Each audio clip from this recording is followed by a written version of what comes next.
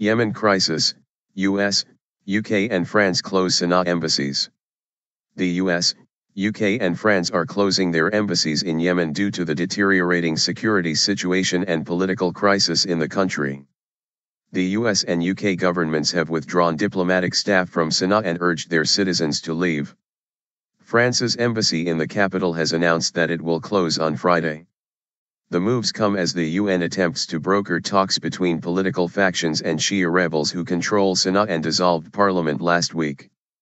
President Abdrabbuh Mansour Hadi and his cabinet resigned on January 22 after the rebels, known as Houthis, overran the presidential palace and placed them under effective house arrest. The Houthis have taken over predominantly Sunni parts of central and western Yemen in recent months, sparking battles with tribesmen and Al-Qaeda in the Arabian Peninsula, AQAP, after advancing from their stronghold in the far north and seizing Sanaa in September. The crisis has threatened to derail the unbacked transition to democracy launched after mass protests forced longtime President Ali Abdullah Saleh to hand over power to Mr. Hadi in 2011. Unilateral actions. The UK Foreign Office announced early on Wednesday that it was temporarily suspending the operations of the British Embassy in Sanaa. The ambassador and diplomatic staff will return to the UK.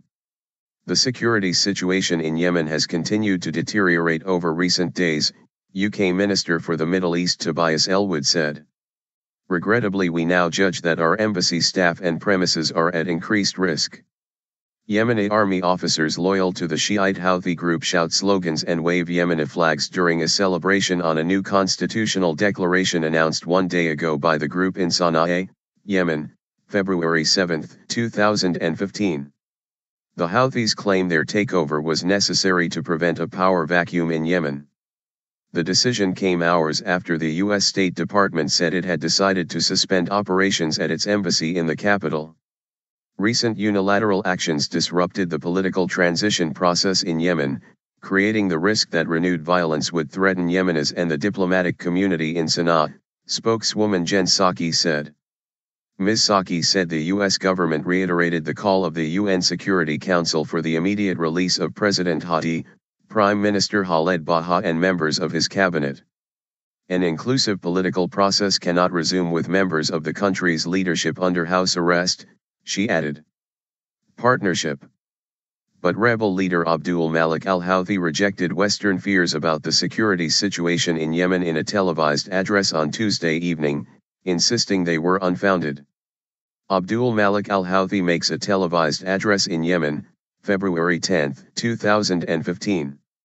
Rebel leader Abdul Malik al-Houthi proposed a partnership with the main parties in a televised address.